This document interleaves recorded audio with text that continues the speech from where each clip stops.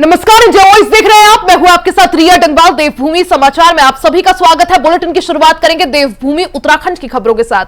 प्रदेश के मुख्यमंत्री पुष्कर सिंह धामी ने त्योहारों को देखते हुए एक अहम फैसला लिया है। जहां सीएम पुष्कर सिंह धामी के निर्देश पर दिवाली के त्योहार को देखते हुए सरकार ने राज्य कर्मचारियों, पेंशन भोगियों और पारिवारिक पेंशनरों को दिवाली से पहले वेतन और पेंशन का भुगतान करने की मंजूरी दे दी है। सरकार के इस फैसले की जानकारी सीएमओ ने दी है।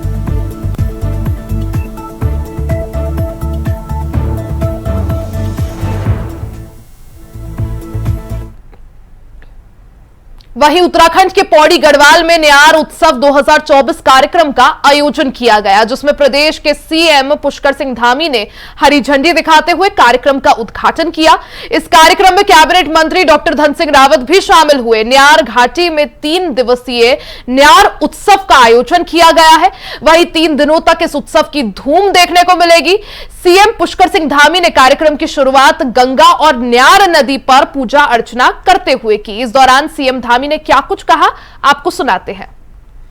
अपना मैं सौभाग्य मानता हूं कि मुझे इस पवित्र भूमि पर आकर आज यहाँ पूजा अर्चन करने का और आप सबके दर्शन करने का सौभाग्य प्राप्त हुआ। मैं इस भूमि को भी दोनों हाथ जोड़कर प्रणाम करता हूं।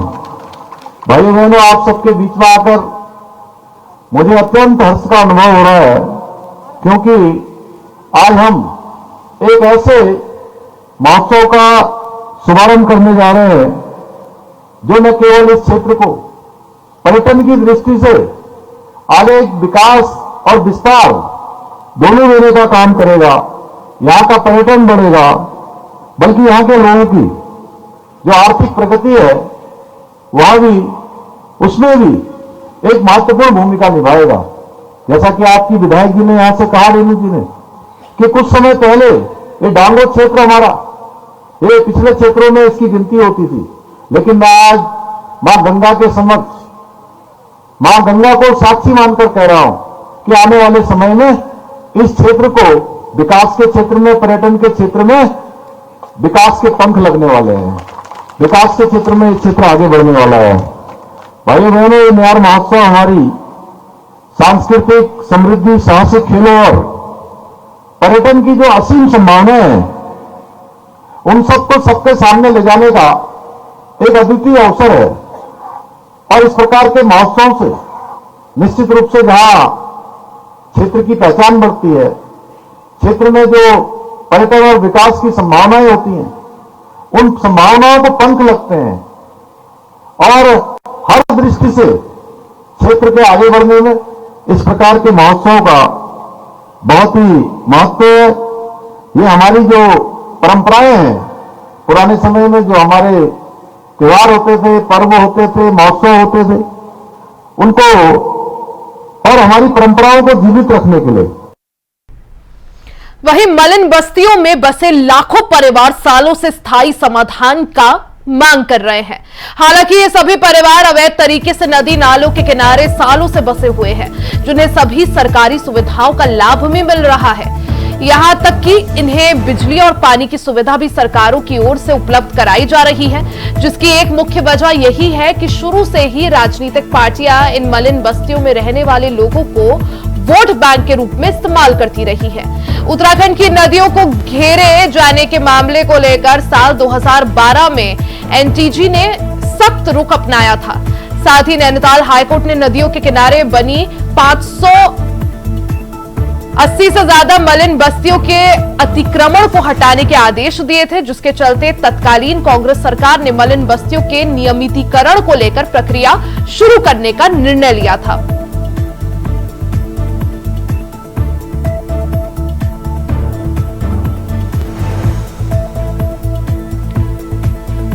तो उत्तराखंड में अब मलिन बस्तियों को लेकर जो मामला है वो गर्माता जा रहा है।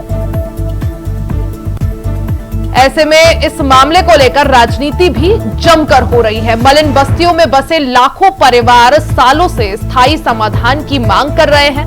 हालांकि ये सभी परिवार अवैध तरीके से नदी नालों के किनारे सालों से बसे हुए हैं, जिन्हें सभी सरकारी सुविधाओं का लाभ मिल रहा है। यहां तक कि इन्हें बिजली और पानी की भी सुविधा सरकारों की ओर से उपलब्ध कराई जा रही है, जिसकी एक मुख्य वजह यही है कि शुरू से ही राजनीतिक पार्टियां इन मलिन बस्तियों में रहने वाले लोगों को वोट बैंक के रूप में इस्तेमाल करती रही हैं।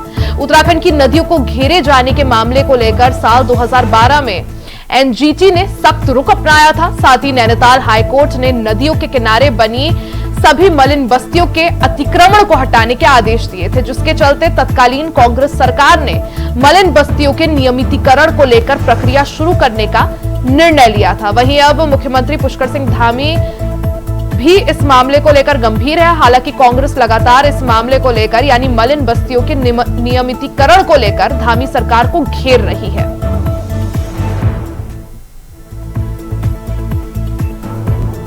तो मलिन बस्तियों में बसे लाखों परिवार सालों से स्थायी समाधान की मांग कर रहे हैं। सरकारें बदलती हैं, मलिन बस्तियों से जुड़ा जो अध्यादेश है उसकी अवधि को बढ़ाया जाता है, लेकिन अभी तक कोई भी स्थायी समाधान इस मामले का नहीं हो पाया है। यही वजह है कि मलिन बस्तियों में रहने वाले लाखों परिवार आज परेशानी का सामना कर रहे हैं। तो मलिन बस्तियों में बसे लाखों परिवार सालों से स्थायी समाधान की मांग कर रहे हैं। हालांकि ये सभी परिवार अवैध तरीके से नदी और नालों के किनारे बसे हुए हैं। तो हमारे साथ चर्चा के लिए जुड़ गए हैं बीजेपी के विधायक खजान दास जी। आपका बहुत बहुत स्वागत है इंडिया वॉइस पर। बहुत बहुत धन्यवाद आपका। खजान जी, अगर बात करें मलिन बस्तियों का जो मामला जिस तरह से तूल पकड़ रहा है, बीते दिन धामी कैबिनेट की बैठक भी हुई, क्या माना जाए? क्योंकि जो मलिन बस्तियों में जो लाखों परिवार रह रहे हैं वो किसी स्थायी समाधान की मांग कर रहे हैं। आखिर उस दिशा में सरकार क्या कदम उठा रही है? देखिए, मैं कहना चाहूंगा कि मलिन बस्तियों का नियमितीकरण का जहां तक सवाल है, 8 लाख के लगभग आबादी है और 582 बस्तियां हैं, जिसमें 129 से अधिक बस्ती देहरादून में ही है। और इसको नियमितीकरण के लिए पूर्व में कांग्रेस की सरकार ने बाकायदा एक कानून बनाया था और उसके निमित्त मात्र 40 से 50 परिवार ही लाभान्वित हो रहे थे और बाकी का क्या होता फिर। और उस समय उन्होंने, कांग्रेस ने ये कहा, उन्होंने पूरे प्रदेश भर में होर्डिंग लगा दिए, देहरादून के अंदर होर्डिंग लगा दिए कि हमने नियमितीकरण कर दिया, किंतु किसी को लाभ होने वाला नहीं था।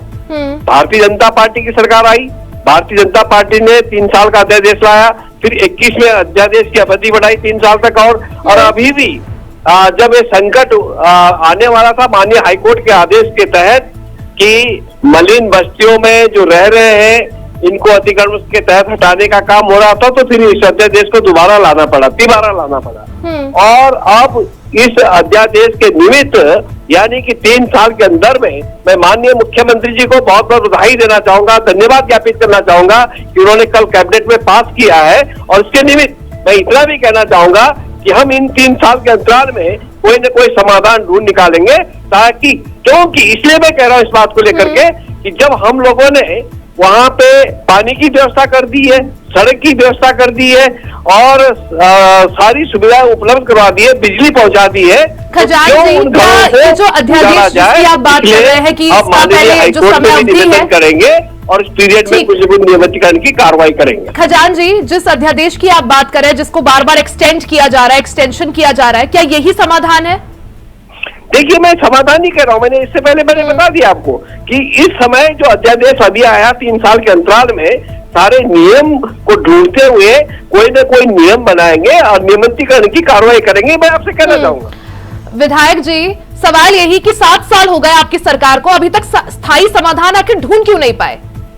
देखिए, बहुत सारी स्थितियां आती है, कभी एनजीटी भी आगे आ जाता है, तो इस तरह से समस्याएं अनेक है, परंतु निदान और आपको हैरानी नहीं होती कि 370 का समाधान आपकी सरकार जो है वो खोज लिया, लेकिन मलिन बस्तियों के संबंध में कोई स्थायी समाधान अब तक आपकी सरकार खोज नहीं रह रहे हैं। और अब मलिन बस्तियों तो उसको कहा नहीं जाएगा क्योंकि हम पक्के मकान बन चुके हैं, इसलिए उजाड़ने का, क्योंकि हमारे सरकार, हमारे देश के प्रधानमंत्री नरेंद्र मोदी जी आवास देने की बात कर रहे हैं, सबका आवास दिया जाने की बात कर रहे हैं, तो हम किसी को आवास भी नहीं करेंगे, ये वादा आपसे करते हैं। नहीं, सवाल ये है सर कि 370 का समाधान आप लोगों ने खोज लिया, लेकिन मलिन बस्तियों का जो लाखों परिवार इससे प्रभावित हो रहे हैं उनके लिए समाधान नहीं खोज पाए अभी तक। देखिए उसका और 7 साल सत्ता में कुछ न कुछ निकलेगा, सरकार हमारी निकालेगी। और माननीय मुख्यमंत्री जी अति संवेदनशील, दूसरा कार्यकाल आप लोगों को उत्तराखंड की जनता ने दे दिया। मैं धन्यवाद ज्ञापित करना चाहूंगा कि कुछ न कुछ निर्णय निकालते हुए, और उन्होंने, मैं कल भी दूसरा कार्यकाल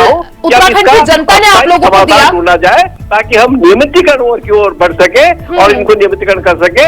ये मैं आपसे कह रहा हूँ। नहीं, आपकी बात मैं समझ गई सर। सवाल ये कि दूसरा कार्यकाल उत्तराखंड की जनता ने आपको दिया, उसके बाद भी 7 साल बाद भी आखिर क्या वजह कि समाधान अब तक नहीं मिल पाया? इसमें आपको भी पता ही है, मैंने कहा कि एनजीटी की भी रिपोर्ट आती है और सारी फ्लड जोन का भी देखा जाता है। सारी अभी एलिवेटेड रोड ठीक है। खजान जी हमारे साथ कांग्रेस से वरिष्ठ नेता अमरजीत सिंह जुड़ गए हैं। अमरजीत जी आपका बहुत बहुत स्वागत है इंडिया वॉइस पर। रोड बननी है। अमरजीत जी, मलिन बस्तियों को लेकर जिस तरह से उत्तराखंड में मुद्दा जो है गरमाया हुआ है, क्या कुछ कहिएगा? हमारी सरकार कर देगी। कुछ नहीं, ये केवल चुनावी राजनीति है। इनको अब जो केदारनाथ नजर आ रहा है, इनको नियमितीकरण कुछ नहीं करना। पिछले 7 सालों में कुछ कर नहीं पाए। ये कांग्रेस जो थी 2016 में लाई थी नियमितीकरण के लिए, और अब इनको जो नगर निकाय के चुनाव नजर आ रहे हैं, ये केवल चुनावों के लिए ही इस प्रकार के आजकल जैसे देखिए गैस को लेकर एक बात कर रहे हैं, केवल चुनाव जुमले है सारे। खजान जी अब जवाब दीजिए। वो भी यही सवाल उठा रहे कि 7 साल हो गए, कुछ आप लोग कुछ सॉलिड नहीं ला पाए। जो कहती है वो करती है। अब चुनाव की आधारित राजनीति नहीं करती। क्या कर रहे? 7 साल से सोच रहे थे क्या? भारतीय जनता पार्टी 7 साल से सोच रही थी, तो भारतीय जनता पार्टी को चुनाव के दिनों में क्यों याद आती है? ओके, पर आपने क्या किया उस 33 के तहत? आपके पास 1 साल का समय था, क्यों नहीं नियमितीकरण किया गया आपने? हमने तो किया ना 2016 में, हम तो लाए थे। और आपने हम तो लाए थे, तो हमारा तो वादा था सरकार हमारी बनेगी, हम नियमितीकरण करेंगे। परिधि में कितने लोग आपने क्या किया? 2018 में भी आपने केवल 3 साल के लिए एक्सटेंड किया, कुछ नहीं करा आपने। जो मलिन बस्तियों में निवास करते हैं, और 582 उस समय की बस्तियां हैं, अब ज्यादा बढ़ गई होगी। तो बढ़ गई तो आपके राज्य में बढ़ी है साहब, आपके कार्यकाल में बढ़ी है, आपके कार्यकाल में बढ़ी है। जहाँ आपको काम करना चाहिए था, आप जानबूझ के रोक लगा के रखते हो। जब तक कोई चुनाव ना आए तब तक ताकि जनता को बरगलाया जा सके। बसाने वाले तो आप ही लोग हैं। नहीं, किए 7 साल हो गए धामी सरकार को, बीजेपी की सरकार को, और आप लोगों को उत्तराखंड की जनता ने किया। जो कहती है वो करती है, और करके छोड़ेंगे हम। नियमितीकरण हम लोग करेंगे, मलिन बस्तियों का नियमितीकरण माननीय धामी जी करेंगे, ये विश्वास मैं आपको देना चाहूंगा। मान्यवर हमारे समय में हमने 80 पट्टे भी बांटे। मान्यवर कितने लोगों को पट्टे बांटे? 80 लोगों को पट्टे बांटे। आप मालिकाना हक दिया हम लोगों ने। वो भी अभी नियमितीकरण नहीं कर पाए आप, जो आपने हमें 1 वर्ष का मौका मिला था। उसके बाद जनता ने आपको जिम्मेदारी दी, और आपने जिम्मेदारी को क्या निर्वहन किया? आप देखिए 7 साल में आप लोगों ने क्या किया। जनता पूर्वक कहना चाहूंगा, मैं इतना ही कहना चाहूंगा जितना हम कर सकते हैं, और भारतीय जनता पार्टी उतने कहती है जितना कर सकती है। मैंने बार बार इस शब्द को दोहरा रहा हूँ। मलिन बस्तियों का मुद्दा कांग्रेस को आज याद आ रहा है, कर रहे हैं लोग, मलिन बस्ती में रह रहे हैं, उनके साथ न्याय करेंगे और उनको आवास देंगे। ये निश्चित रूप से मलिन बस्ती वालों के साथ न्याय होना चाहिए, और कांग्रेस पार्टी आज भी मलिन बस्ती वालों के साथ खड़ी है। ठीक है, क्योंकि खजान जी बोल रहे हैं कि अवश्य जो है कुछ ना कुछ स्थायी समाधान लाया जाएगा। खजान जी हमें इंतजार रहेगा आखिर क्या कुछ कदम उठाया जाता है इस दिशा में। खजान जी आपका भी बहुत बहुत शुक्रिया, और अमरजीत जी आपका भी बहुत बहुत शुक्रिया हमारे साथ जुड़ने के लिए।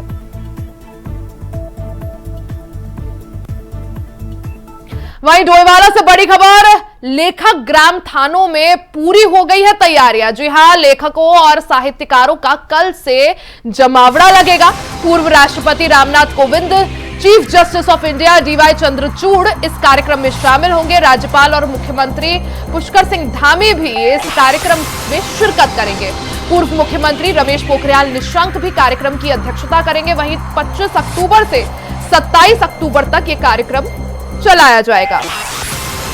तो डोईवाला से खबर आपको बता दें, जहां लेखक ग्राम थानों में तैयारियां पूरी हो गई है। लेखकों और साहित्यकारों का कल से जमावड़ा लगना शुरू हो जाएगा। इस कार्यक्रम को भव्य रूप देने के लिए पूर्व राष्ट्रपति रामनाथ कोविंद और chief justice of India DY Chandrachud भी मौजूद रहेंगे।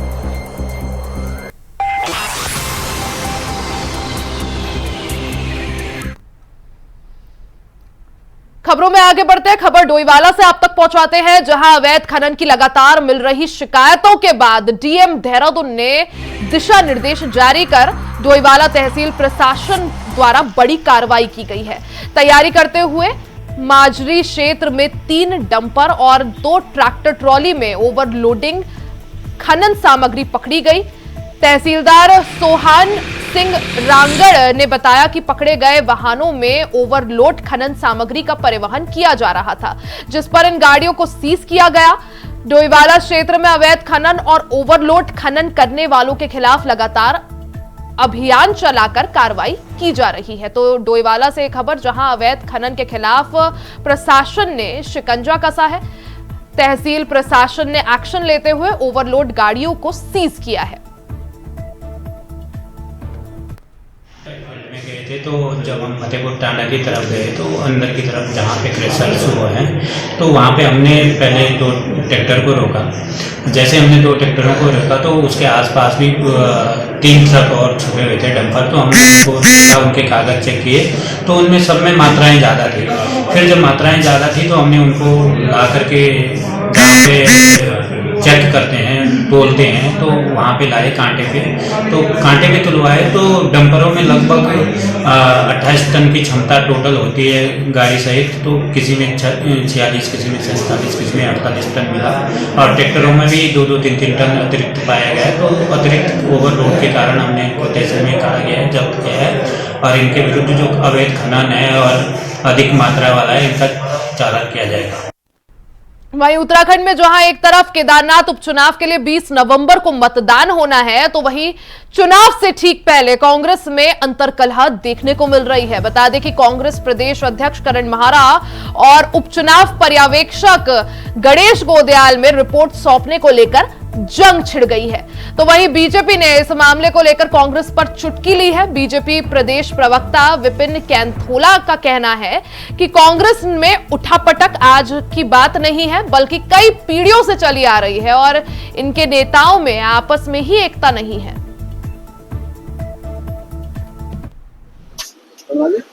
ये कांग्रेस एक गिरोह की पार्टी है। कांग्रेस में गिरोह, हलाने का गिरोह, हलाने का गिरोह, इसका गिरोह, उसका गिरोह, वो गिरोहों में बटी हुई पार्टी है। तो गिरोहों की लड़ाई चल रही है।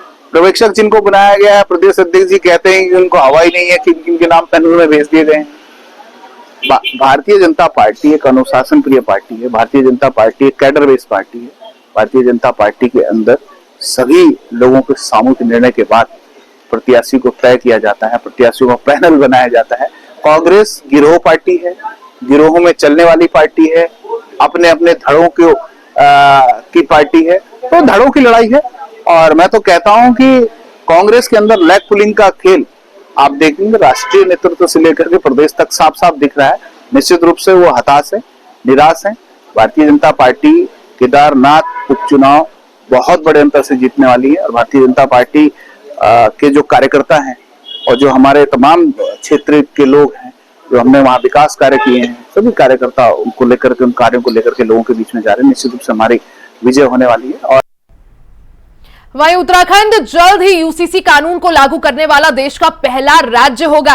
इस कानून को लागू करने से पहले नियमावली पर जो काम किया जाना है, उस काम को लेकर प्रथम चरण पूरा हो चुका है, जिस पर नियमावली समिति ने नियमावली बनाकर सरकार को सौंप दी है। गृह सचिव शैलेश बगोली की माने तो अभी नियमावली का न्यायिक और विधिक परीक्षण होना बाकी है और उसके बाद सरकार इसे लागू करने का निर्णय लेगी।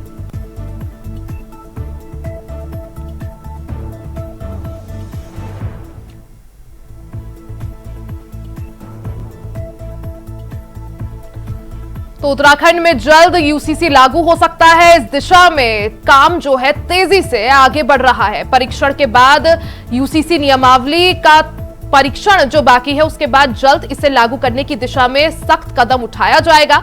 उत्तराखंड राज्य जल्द ही यूसीसी लागू करने वाला देश का पहला राज्य बन जाएगा। और मुख्यमंत्री पुष्कर सिंह धामी भी गंभीरता दिखा चुके हैं कि उत्तराखंड के स्थापना दिवस से पहले यूसीसी लागू करने की दिशा में बड़ा कदम उठाया जा सकता है।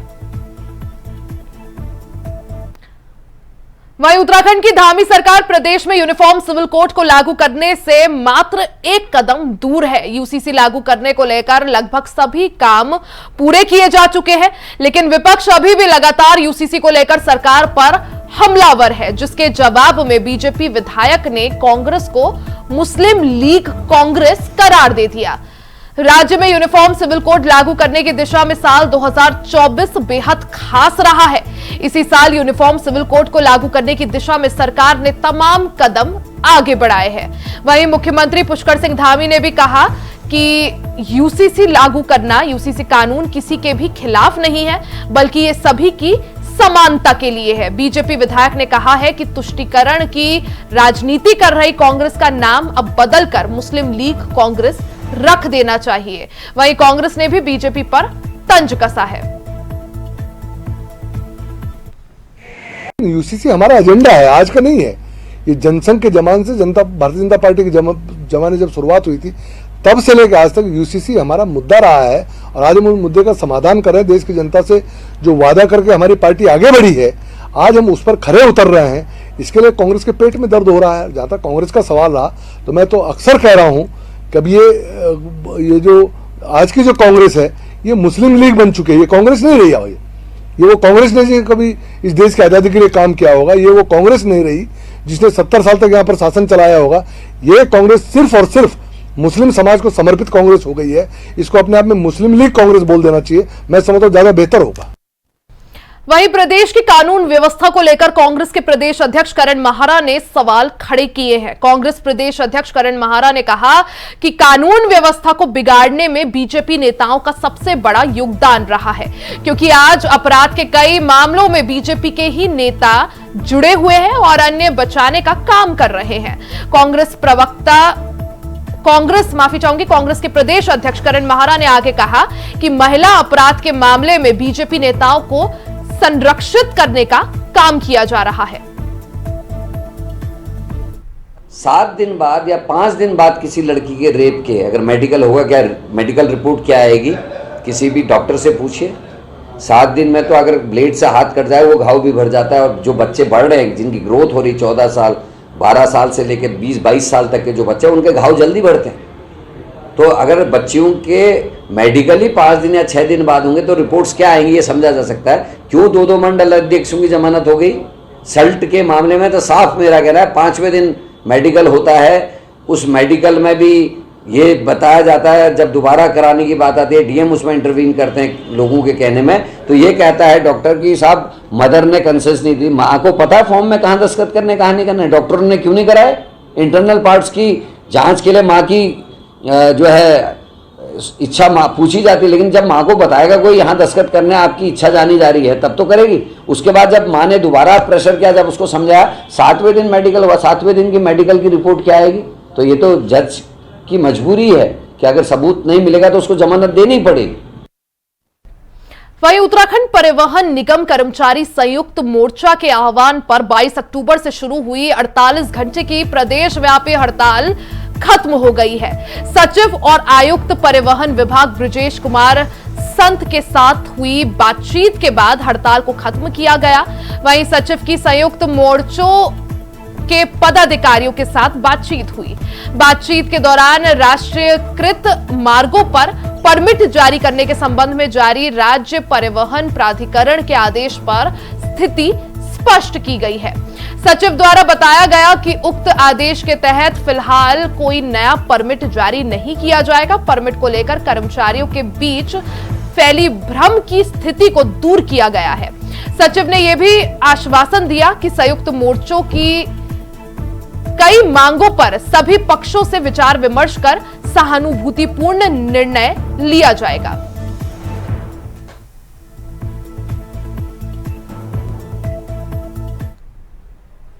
वही खबर रुद्रप्रयाग से है, जहां रुद्रप्रयाग में केदारनाथ यात्रा मार्ग पर चिड़वासा के पास गदेरे से एसडीआरएफ और उत्तराखंड पुलिस ने शव बरामद किया है।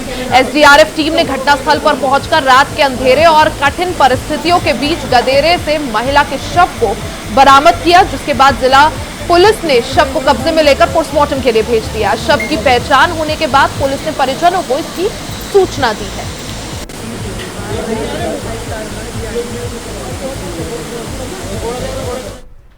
इसी के साथ देवभूमि समाचार में फिलहाल के लिए सिर्फ इतना ही। खबरों का सिलसिला जारी रहेगा, बने रहे हमारे साथ।